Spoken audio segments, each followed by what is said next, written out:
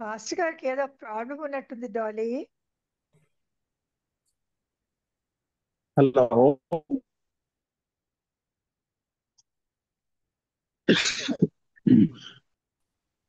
Hello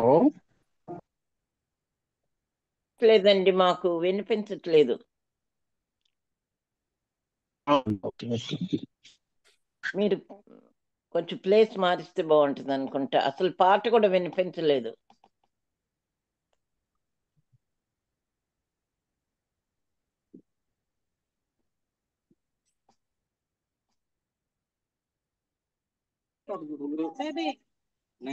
సమీల్ గారు, sister ఇప్పుడు ఎలా ఉంది? అంటే ప్లేస్ మారాను. ఇప్పుడు బాగుంది పర్లేదు, బ్రదర్. ఇప్పుడు బాగుంది, మీరు చెప్తూ పర్లేదు. ఉండండి బ్రదర్. ఓకే ఓకే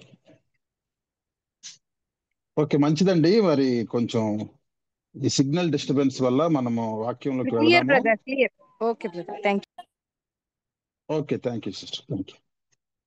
మంచిది. మన లోకంలో నుంచి వేరుపరచబడినటువంటి విశ్వాస యొక్క విశ్వాసులుగా పిలువబడుతున్న మనము మొదట మన స్థానం ఏంటో, మనకి దేవుడు ఎటువంటి స్థానాన్ని దేవుడు ఇచ్చాడో అది మనం గ్రహించకపోతే చాలా రకాలుగా మనము నిజమైనటువంటి శాంతి సమాధానాలు మనం పొందుకోలేం.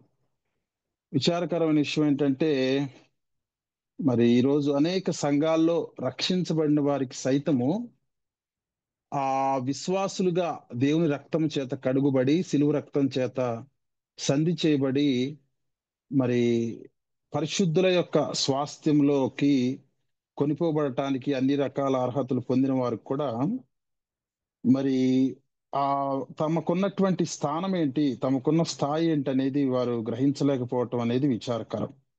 దానికి కారణం ఏంటంటే, మరి సేవకుల దగ్గర నుంచి అటువంటి విధానం లేకపోవటము, అంటే అటువంటి విషయాలు వారు మరి సంఘంలో బోధించకపోవటం ఒకటైతే, విశ్వాసులు ఈ విషయాలను మరి వాక్యాన్ని ధ్యానం చేస్తున్నప్పుడు గ్రహించలేకపోవటము మరొక మరొక విషయం. కాబట్టి ప్రియులరా, మనము విశ్వాసులుగా దేవునిలో మన యొక్క స్థానం ఏమైనదో అది మనము గ్రహించవలసిన వారమై ఉన్నాం. మరి కొరింథీయులకు రాసిన 2వ పత్రిక 12వ అధ్యాయంలో మనం గమనిస్తే, పౌలు గారు తను 3వ ఆకాశానికి కొనిపోబడ్డారు అని మరి తానే కొనిపోబడినప్పటికీ మరి అది ఎవరో ఒక వ్యక్తి కొనిపోబడినట్లుగా అక్కడ తను ప్రస్తావిస్తూ మాట్లాడుతూ ఉన్నారు. చూడండి, కొరింథీయులకు రాసిన 2వ పత్రిక 12వ అధ్యాయం 2వ వచనంలో మనం చూస్తే, క్రీస్తునందున్న ఒక మనుష్యుని నేను ఎరుగదును, అతడు 14 సంవత్సరముల క్రిందట 3వ ఆకాశమునకు కొనిపోబడెను. అతడు శరీరముతో కొనిపోబడినో నేను ఎరుగను, శరీరము లేక కొనిపోబడినో నేను ఎరుగను, అది దేవునికే తెలియను. అట్టి మనుష్యుని నేను ఎరుగుదును, అతడు పరదైసులోనికి కొనుపోబడి వచింప శక్యము కాని మాటలు వినెను, ఆ మాటలు మనుష్యుడు పలుకకూడదు. ఇక్కడ పౌలు గారు మాట్లాడుతూ మరి 3వ ఆకాశానికి కొనిపోబడినటువంటి విషయాన్ని ఇక్కడ ప్రస్తావిస్తున్నారు. 3వ ఆకాశము డిస్టర్బెన్స్ అవుతుందండి.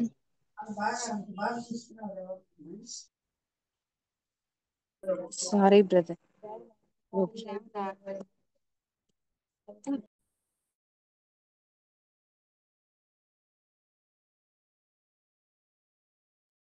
ఓకేనా సిస్టర్? ఓకే బ్రదర్, ఇప్పుడు ఓకే ఓకే. బ్రదర్. దీన్ని బట్టి 3వ ఆకాశానికి కొనిపోబడ్డాను అని మాట్లాడుతూ, 3వ ఆకాశం అంటే దాని క్రింద 2 ఆకాశాలు ఉన్నాయి అనే విషయం మనకు అర్థమవుతుంది. కాబట్టి ఆ 3వ ఆకాశంలో పరదైసు ఉన్నదనేటువంటి విషయాన్ని గురించి ఇక్కడ వివరిస్తూ ఉన్నారు. అంటే 3వ ఆకాశంలో పరదైసు ఉంటది అనే విషయాన్ని మనం గ్రహించాలి.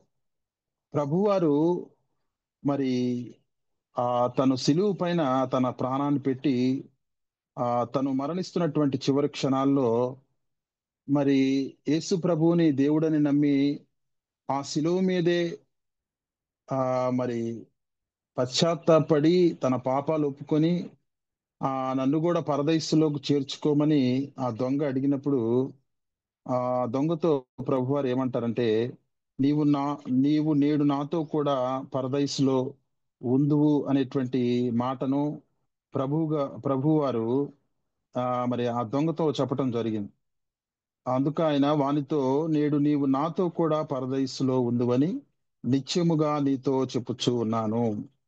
అంటే ప్రభువారు పునరుద్ధానుడైన తర్వాత తను వెళ్ళబోయేటువంటి స్థానం గురించి ఇక్కడ వివరిస్తూ ఉన్నారు. అంటే పరదైసులో ప్రభువారు ఉంటారు అనే విషయాన్ని మనం గ్రహించాలి. ఆ ఆ విషయాన్ని ఎఫెసీయులకు రాసిన పత్రికలో పౌలు గారు ఇంకా క్లియర్ గా మాట్లాడుతూ, మరి పరదైసులో క్రీస్తు యొక్క స్థానం ఏంటో, అంటే క్రీస్తు వారు ఎక్కడ ఉంటారు అనే విషయాన్ని కూడా మరి ఆత్మ ద్వారా ప్రేరేపించబడి పౌలు గారు ఎఫెసీయులకు రాస్తూ ఆ మాటలు తెలియజేస్తారు. ఎఫెసీయులకు రాసిన పత్రిక 1వ అధ్యాయము 20వ వచనంలో మనం చూస్తే, 21 వచనాలు మనం చూస్తే, ఆయన బలాత్సయం చేత క్రీస్తును మృతుల్లో నుండి లేపి సమస్తమైన ఆధిపత్యము కంటెను, అధికారము కంటెను, శక్తి కంటెను, ప్రభుత్వం కంటెను, యుగమునందు మాత్రమే కాక రాబో యుగమునందును పేరు పొందిన ప్రతి నామము కంటెను ఎంతో హెచ్చుగా పరలోకమందు ఆయనను తన కుడి పార్శ్వమున కూర్చుండబెట్టుకొని ఉన్నాడు.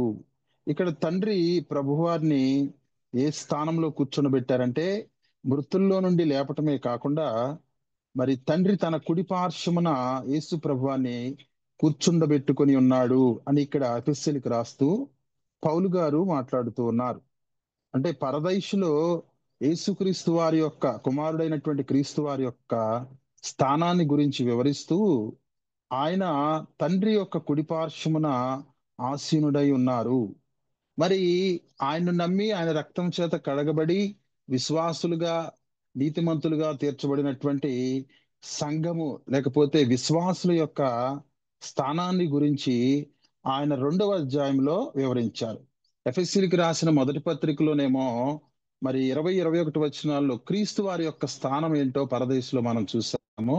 2వ అధ్యాయంలో కల్లా మనం దాన్ని ధ్యానం చేస్తే, ఆ ఎఫెసీయులకు రాసిన పత్రిక 2వ అధ్యాయంలో మరి విశ్వాసుల యొక్క స్థానము, రక్షించబడిన వారి యొక్క స్థానము, గొర్రెపిల్ల రక్తము ద్వారా విమోచించబడిన వారి యొక్క స్థానాన్ని గురించి ఇక్కడ పౌలు గారు ప్రస్తావిస్తూ ఎఫెసీయులకు రాసిన పత్రిక 2వ అధ్యాయం 7వ వచనంలో ఏమంటున్నారంటే, క్రీస్తు యేసునందు మనల్ని ఆయనతో కూడా లేపి పరలోకమందు ఆయనతో కూడా కూర్చుండబెట్టెను.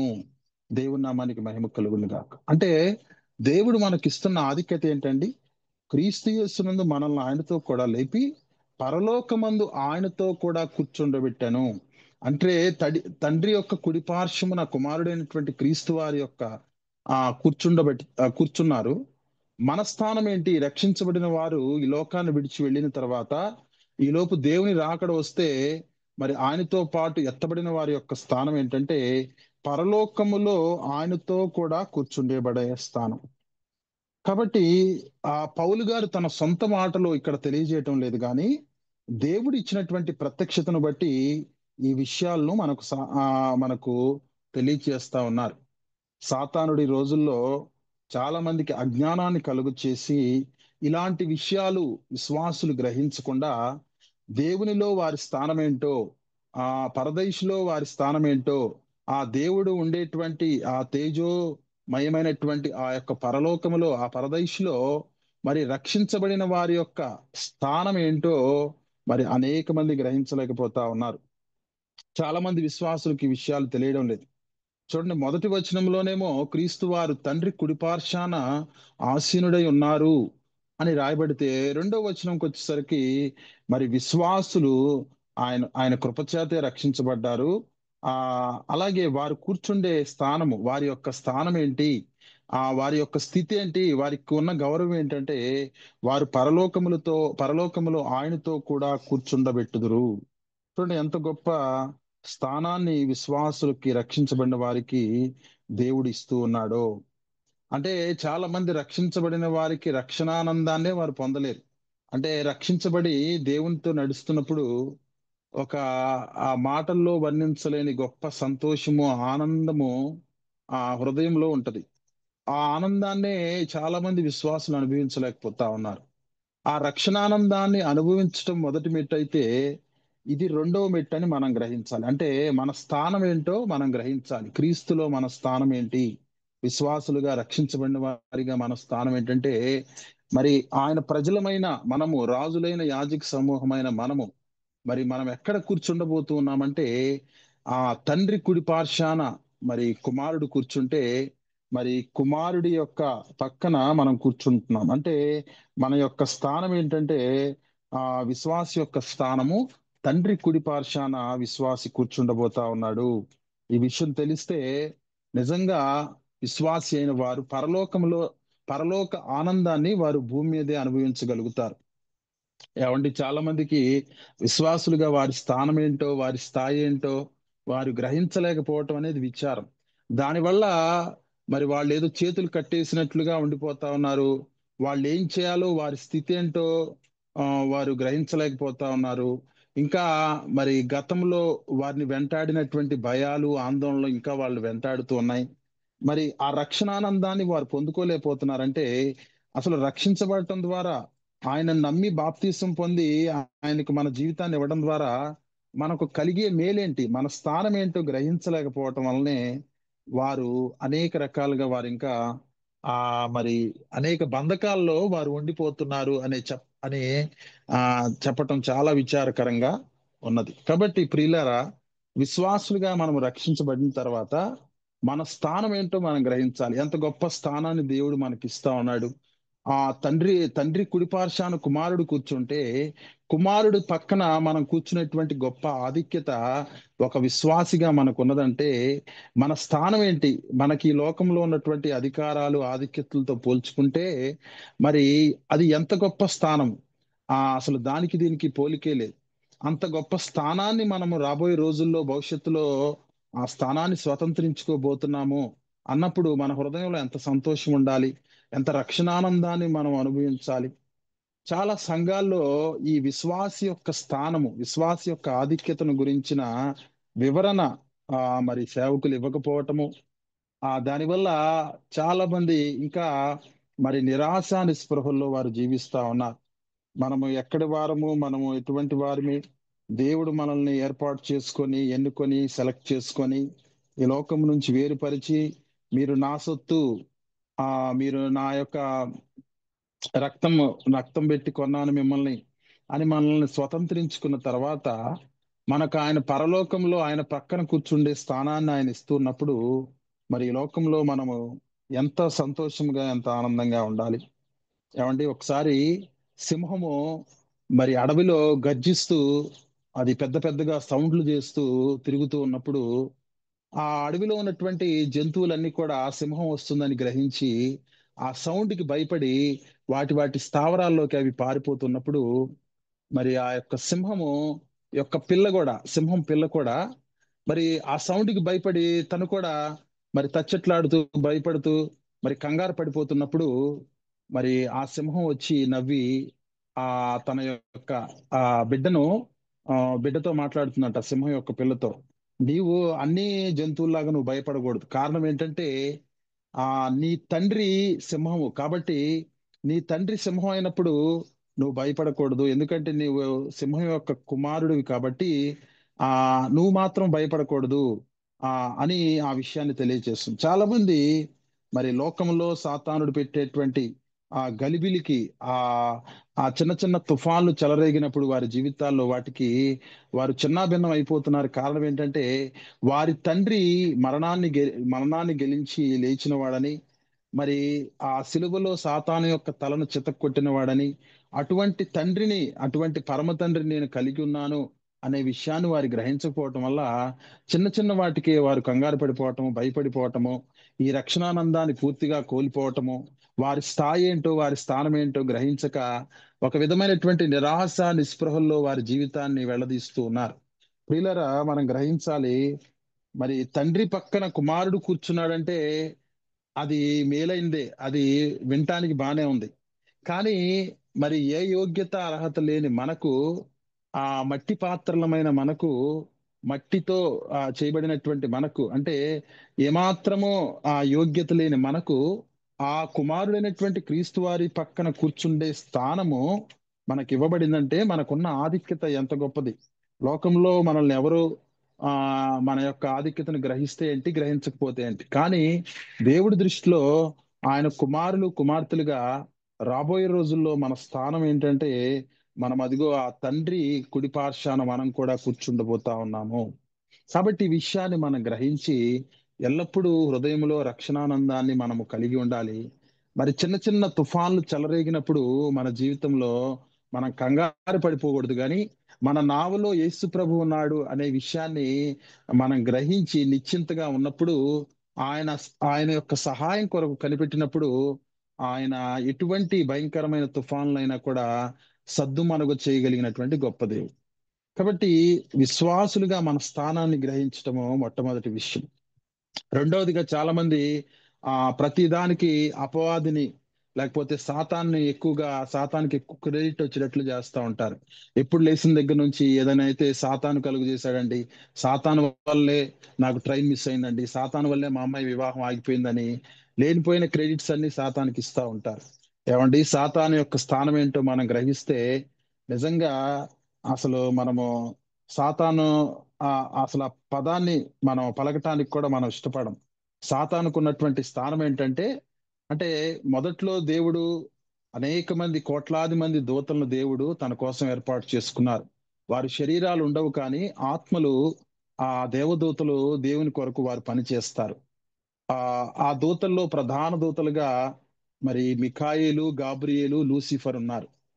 మరి గాబ్రియేల్ని దేవుడు వర్తమానాలను పంపించడానికి, అంటే తన యొక్క ప్రియులైనటువంటి భూమి మీద ఉన్నటువంటి తన ప్రియులకు వర్తమానం పంపించడానికి ఆ ఆ మరి గాబ్రియేల్ను దేవుడు ఉపయోగించుకునేవాడు. అలాగే మిఖాయేలు దేనికి ప్రసిద్ధి అంటే, ఆ దూత భూమి మీద తన ప్రజల పక్షంగా యుద్ధాలు చేయడానికి మరి మిఖాయేల్ను దేవుడు పంపించేవారు. మరి లూసిఫర్ దేనికి ప్రసిద్ధి అంటే, మరి దేవుణ్ణి స్తుతించి నిత్యము ఆరాధించేటువంటి ఆ దూతల సమూహానికి ఆ మరి తను ఒక లీడర్ గా ఉంటూ, మరి అటువంటి స్థితిలో ఉన్నటువంటి లూసిఫర్ ను దేవుడు తన హృదయంలో గర్వించి దేవునితో సమానుడు అని ఎప్పుడైతే లూసిఫర్ ఎంచాడో, దేవుడు మరి ఎలాంటి స్థాయికి ఆ ఆ లూసిఫర్ ని పడద్రోశాడంటే, యెషయా తన గ్రంథంలో వివరిస్తూ, యెషయా గ్రంథము 14వ అధ్యాయము 12వ వచనంలో యెషయా ప్రవక్త ఏమంటున్నారంటే, తేజో నక్షత్రమా, వేకువ చుక్క, నీవెట్లు ఆకాశము నుండి పడితివి, జనములను పడగొట్టిన నీవు నేలమట్టం వరకు ఎట్లు నరకబడితివి.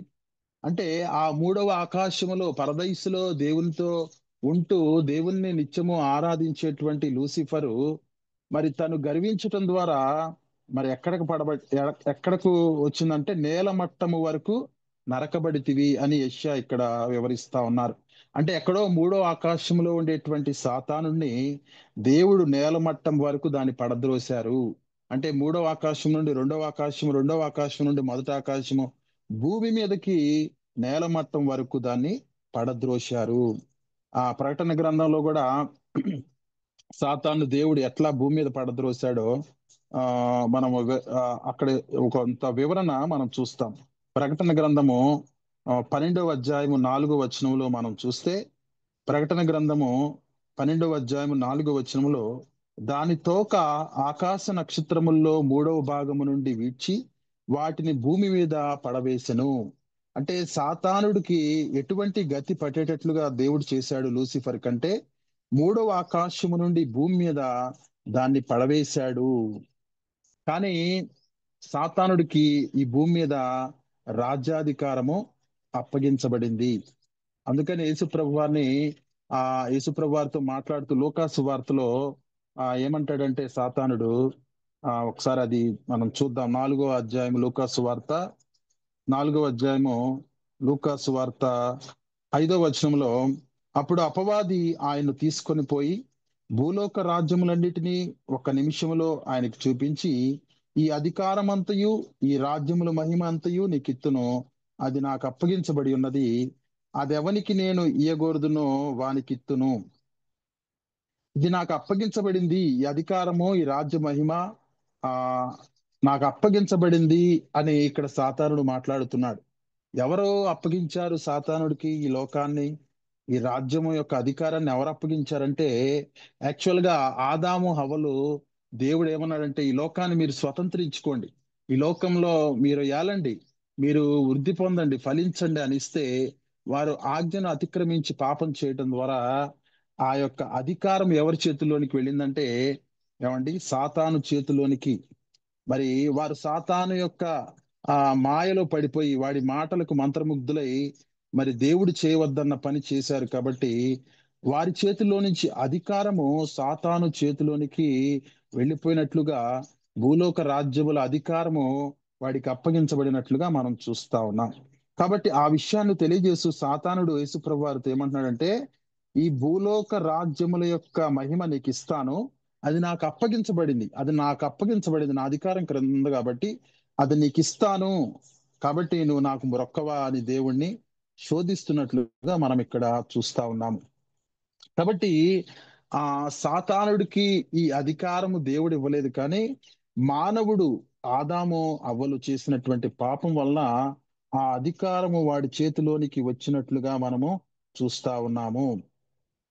పరలోకంలో ఉన్నప్పుడు మరి ఆశించాడు, దేవునితో సమానుడిగా ఉండాలని ఆశించాడు, అది వాడికి దొరకలేదు. కానీ భూలోక సంబంధమైనటువంటి ఆ రాజ్యములన్నిటి మీద స్వాధీనపరుచుకొని దాని మీద అధికారాన్ని సాతానుడు పొందగలిగాడు. అందుకనే ప్రభువారు కూడా, యేసు ప్రభువారు ఈ లోకంలో శరీరధారిగా ఉన్నప్పుడు సాతానుడి గురించి ఏమంటారంటే, ఇదిగో లోకాధికారి వచ్చుచున్నాడు అనే మాటని ఉపయోగిస్తారు.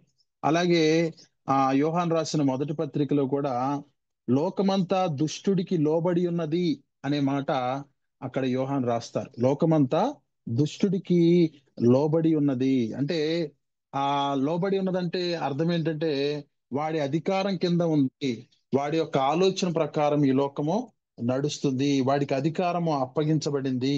ఆ అది దేవుడు అప్పగించలేదు, కానీ మానవుడు చేసినటువంటి పాపం వలన ఆ ఆ యొక్క అధికారము, మానవులకు ఇచ్చిన అధికారము, అది సాతానుడు చేజిక్కించుకున్నాడు అనే విషయాన్ని మనము గ్రహించాలి.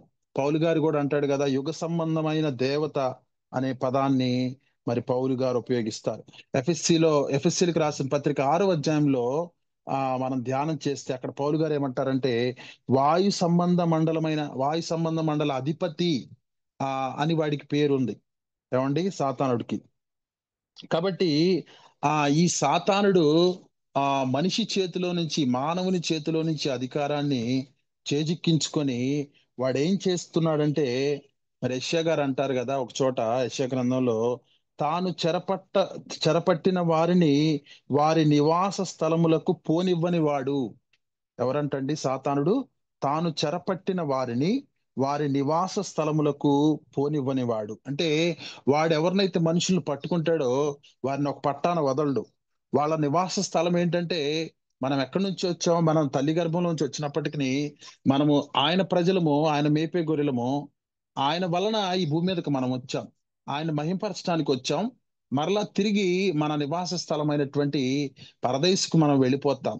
కానీ సాతానుడు ఏం చేస్తా ఉంటాడంటే, తాను మనుషులను చెరపట్టి వారిని వారి నివాస స్థలాలకు వారిని పోనివ్వని వాడు. అంటే మనుషుల్ని వీడు పట్టుకొని ఏం చేస్తాడు, వాళ్ళని విగ్రహారాధికులుగా, నరహంతకులుగా, దొంగలుగా, వ్యభిచారులుగా, త్రాగుబోతులుగా, ఉగ్రవాదులుగా, మరి దుర్మార్గులుగా వారిని మార్చి వారిని చెరపట్టి వాడిలో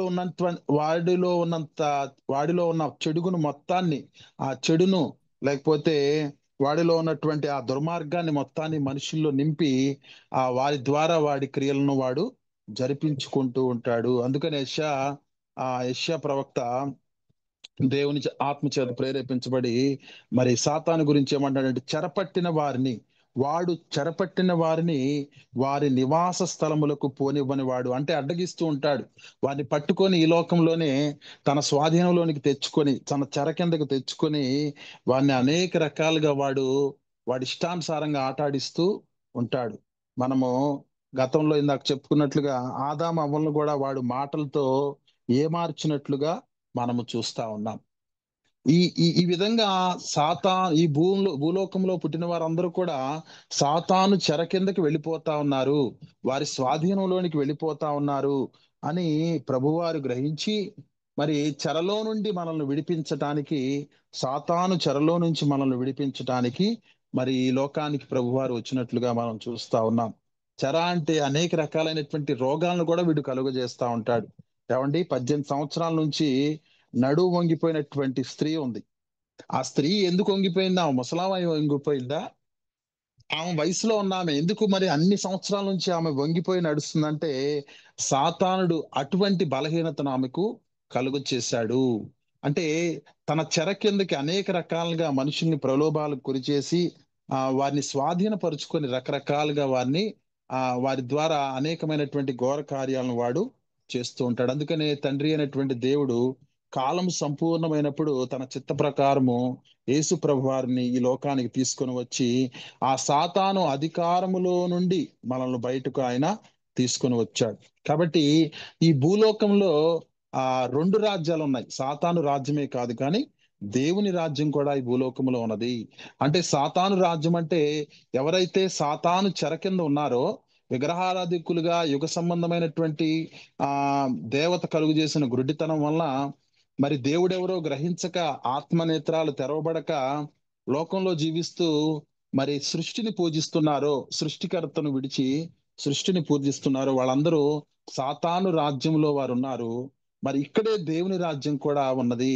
ఈ దేవుని రాజ్యంలో ఎవరున్నారంటే రక్షించబడినటువంటి సంఘము, రక్షించబడినటువంటి ప్రజల సమూహమే, వారంతా నివసించేదే దేవుని యొక్క రాజ్యం. అంటే మనందరము కూడా ఈ లోకంలో దేవుని రాజ్య సంబంధులమై ఉన్నాము.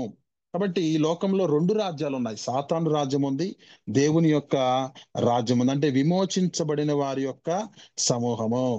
కాబట్టి వీరి మీద అధికారము కానీ ఆధిపత్యం కానీ చలాయించడానికి సాతానుకి ఎటువంటి అధికారము లేదు. విమోచించబడిన వారి మీద అధికారం చలాయించడానికి సాతానుకి ఎటువంటి అధికారము లేదు. మరి వాడు ఎవరి మీద తన అధికారాన్ని చలాయిస్తాడు?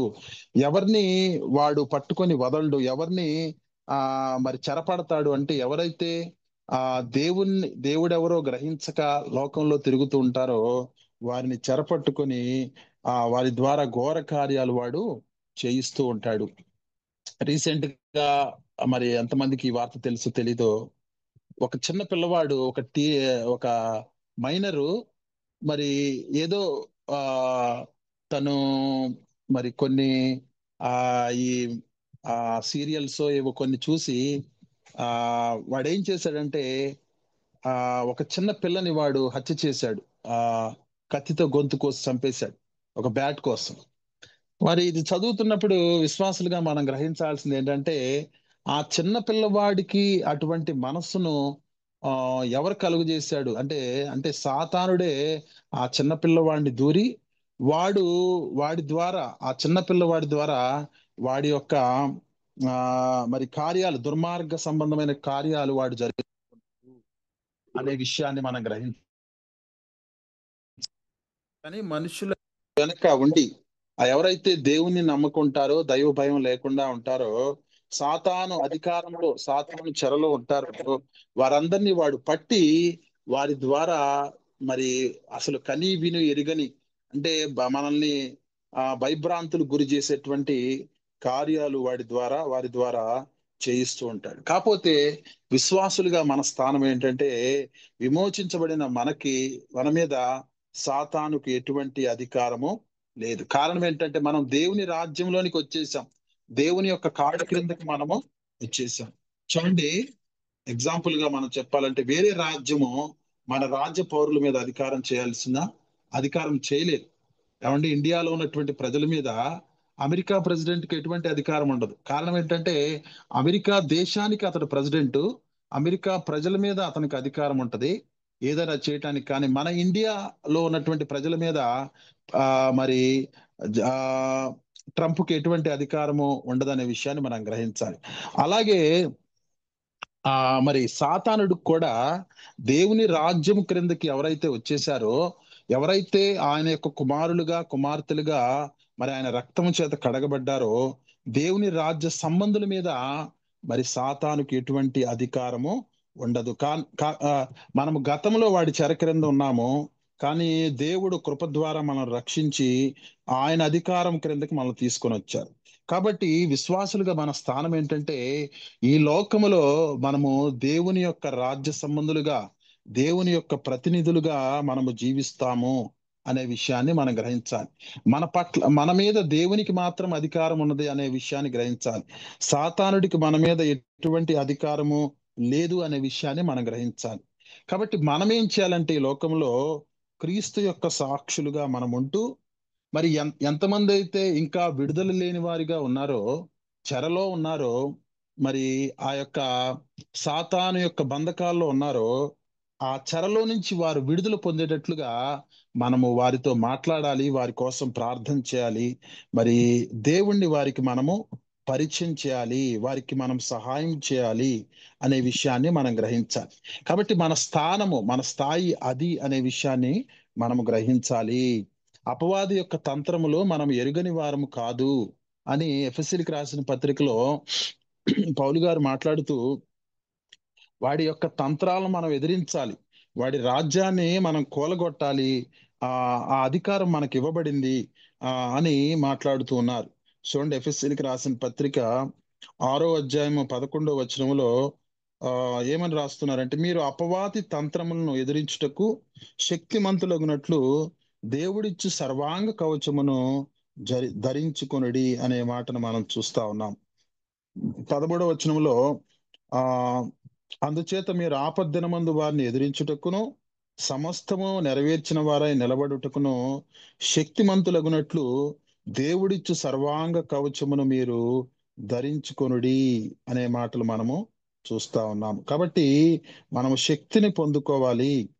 దేవుని యొక్క శక్తిని పొందుకొని మనం ఏం చేయాలంటే, సాతాను యొక్క రాజ్యాన్ని మనం కూలగొట్టాలి. ఎవరైతే సాతాను కాడి క్రింద ఉన్నారో, సాతాను యొక్క అధికారం క్రింద ఉన్నారో, ఆ యొక్క అధికారంలో నుంచి వాడి యొక్క వాడి చెరలో నుంచి వారిని విడిపించటమే ఈ లోకంలో ప్రియులారా మన యొక్క విధి, మన యొక్క స్థాయి అది అనేటువంటి విషయాన్ని మనము గ్రహించాలి. కాబట్టి మనము జీవించినంత కాలము కూడా మన యొక్క పరిశుద్ధతను మనం కాపాడుకుంటూ ఆత్మలో మెలకువ కలిగిన వారై, కొన్నిసార్లు కొంతమంది విశ్వాసులు మరి సాతానుడికి మన మీద విశ్వాసుల మీద అధికారం లేకపోయినా, వారికి ఉన్నటువంటి బలహీనతల వలన ఒక్కొక్కసారి సాతాన్ని వారి జీవితాల్లో అనుమతించినప్పుడు వాడు ఏం చేస్తాడంటే, వాడి క్రియలు వారి ద్వారా జరిగించుకుంటూ ఉంటాడు. వారు రక్షించబడినప్పటికీ కూడా కొన్నిసార్లు వారు మరలా సాతాను యొక్క అధికారం క్రిందకి వెళ్ళిపోతారు.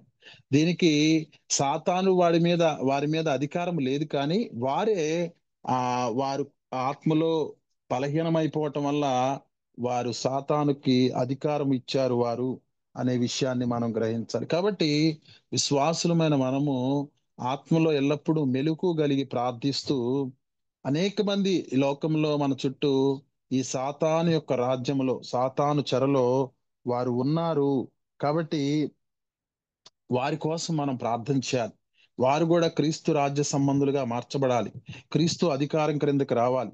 దేవుని రాజ్యములోనికి, అంటే భూమి మీదే దేవుని రాజ్యం ఉంది, ఆ రాజ్యములో సభ్యులుగా వారు చేర్చబడాలి. ఈ భూలోకంలోనే పరలోకానందాన్ని వారు అనుభవించాలి.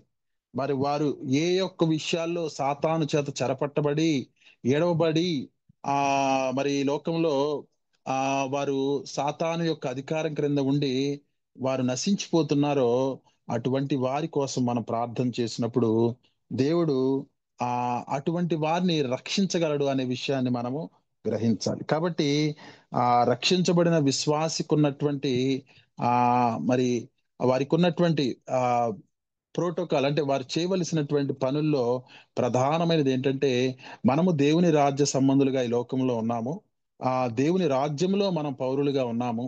కాబట్టి సాతాను యొక్క రాజ్యాన్ని కూలగొట్టడమే మనము టార్గెట్ గా పెట్టుకొని మనం జీవించాలి. దీనికి మనము మన ఆత్మీయ విషయంలో జాగ్రత్తగా ఉంటూ, మరి ఆత్మీయతలో మెలకువ కలిగి, మరి ఎల్లప్పుడూ ప్రార్థన వాక్యంలో మనము దేవునికి దగ్గర అవుతున్నప్పుడు మాత్రమే మరి ఇటువంటి కార్యాలను మనము చూడగలుగుతాము అనే విషయాన్ని మనం గ్రహించాలి. కాబట్టి ఆ విశ్వాసులుగా ఈరోజు మన స్థానం ఏంటో ఆ లేఖనాల్లో నుంచి మనం గ్రహించాం. అంటే తండ్రి కుడిపార్శాన కుమారుడు కూర్చుంటే కుమారుడి పక్కన కూర్చునేటువంటి గొప్ప ఆధిక్యత, ఆ స్థానము మనకి ఇవ్వబడింది.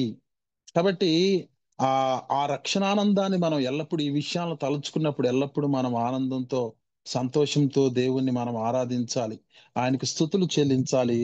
రెండవదిగా మరి దేవుని రాజ్య సంబంధులమైనటువంటి మనము సాతాను రాజ్యము, సాతాను కాడి క్రింద ఉన్న ఈ లోకంలో, భూలోకంలో ఉన్న అనేక మంది ప్రజలను, మరి అనేక రకాలుగా సాతానుడు పట్టి పీడిస్తున్నటువంటి ప్రజల కోసము మనం ఎడతెగక ప్రార్థించు వారమై ఉన్నప్పుడు గొప్ప కార్యాలు మనము చూడగలుగుతాం. అందుకనే ఈ సర్వాంగ కవచాన్ని మీరు ధరించుకోండి అని ఎఫెసీయులకు రాస్తూ పౌలు గారు రాస్తున్నాడు.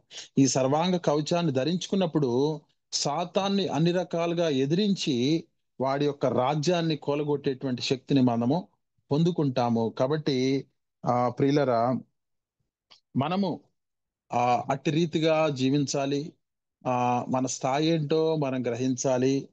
ఏమండి, చాలా మంది సంఘాల్లో ఏం చెప్తున్నారంటే మీరు దేవుణ్ణి నమ్ముకోండి, దేవుణ్ణి నమ్ముకుంటే రక్షించబడతారు, రాబోయే రోజుల్లో గొప్ప ఉగ్రత రాబోతా ఉన్నది.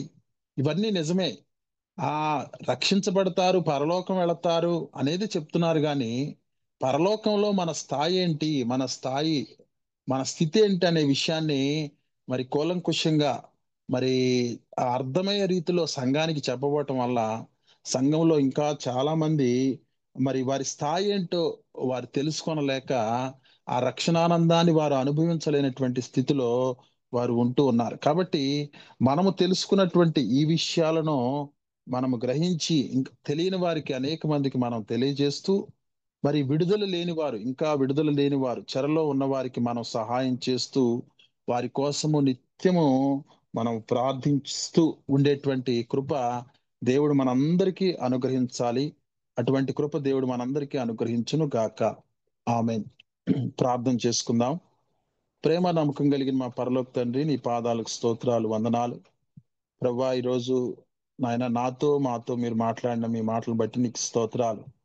ఎఫెసీలకు రాసిన మొదటి పత్రికలో మరి ఆ మృతుల్లోంచి లేపబడినటువంటి క్రీస్తు వారి యొక్క స్థానాన్ని, మీ స్థానం ఏంటో మాకు తెలియజేశారు. 2వ అధ్యాయంలో రక్షించబడిన విశ్వాసుల యొక్క స్థానం ఏమిటనేది నాయన మాకు గ్రహింపులోనికి తీసుకుని వచ్చారు. ఈ విషయాన్ని గ్రహించిన వారమై రక్షణానందముతో నాయన భవిష్యత్తులో మా స్థానం ఏంటో దాన్ని మేము తలంచుకుంటూ ఎల్లప్పుడూ నాయన హృదయంలో సంతోషించి ఆనంద భరితులముగా జీవించి కృపను మాకు దయచేయమని ప్రార్థన చేస్తా ఉన్నాం. అలాగే సాతానుకు రక్షించబడిన వారి విషయంలో ఎటువంటి అధికారము లేదు, కానీ వాడి రాజ్యం ఈ భూమి మీద ఉన్నది. ఆ సాతాను రాజ్యాన్ని కూలగొట్టేటువంటి బాధ్యతను, ఆ అధికారాన్ని ఆ భూమి మీద క్రీస్తు సంఘమైనటువంటి మా అందరికి మీరు ఇచ్చారని మేము గ్రహించి, వ్యక్తిగతంగా మా విధులేంటో మేము గ్రహించి, ఎవరైతే ఇంకా చెరలో ఉన్నారో, విడుదల పొందలేని వారిగా ఉన్నారో, అయ్యా మా కుటుంబాల్లో, మా సంఘాల్లో, మా బంధువుల్లో, మా స్నేహితుల్లో వారి కోసం నిత్యము ప్రార్థన చేస్తూ, ప్రభా, వారిని ఆ సాతాను రాజ్యములో నుంచి, ఆ చెరలో నుంచి మరి ఆ యోధా చెప్పినట్లుగా కొంతమందిని అగ్నిలో నుంచి లాగినట్లుగా మరి వారిని లాగడానికి కావలసిన శక్తిని మాకు దయచేయండి. దీనికోసం మేమేం చేయాలో, ఏమి ధరించాలో కూడా ఆ సర్వాంగ కవచాన్ని ధరించిన ఆయన మరి ఆ యొక్క కంటికి కనబడనటువంటి సాతాను శక్తులతో యుద్ధము చేస్తూ నీ రాజ్యాన్ని ఈ భూలోకంలో నెలకొల్పే భాగ్యాన్ని విశ్వాసులుగా, నీ రాజ్య సంబంధులుగా మా అందరికీ అనుగ్రహించి నీ నామానికి మహిమ తెచ్చుకోమని యేసయ్య ఉన్నతమైన నామంలో అడిగి వేడుకుని ప్రార్థిస్తున్నాము తండ్రి. ఆమేన్. ఆమేన్.